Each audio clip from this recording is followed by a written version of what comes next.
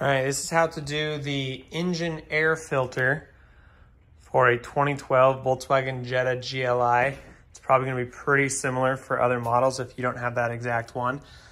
Here is the air filter right here. A couple things we need to do. There's gonna be, 8 screws, just like that. It is gonna be a special tip. Hard to tell there, it's a special tip though. We have a multi screwdriver thing and it's not gonna focus on it, but this is the special tip. There's gonna be 1, 2, 3, 4, 5, 6, 7? Is there only 7? Maybe there's only 7. Take those off. This part is gonna just pull right back. You should be able to lift. Let's see if I use one-handed.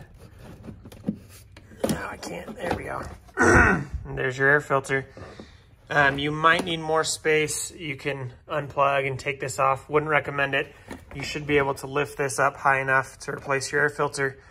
Slide the old one out, put the new one in. Easy to tell which direction because the top's gonna have that bar across it.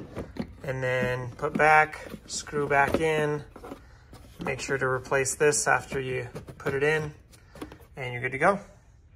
2 tips. There's a focus in on the type of tip that you need. The second one is when there is 8. When you go through, it's gonna grip on the bottom and grip on the top, and in the middle portion here, it's gonna kind of fall. So you'll screw it halfway, it'll kind of fall, I don't know, 1/4 inch, and then you'll keep going. And then when you take them out, same thing, you'll need to loosen it up about halfway. I had to get my finger in there and kind of lift it up a little bit and then keep screwing up the rest of the way.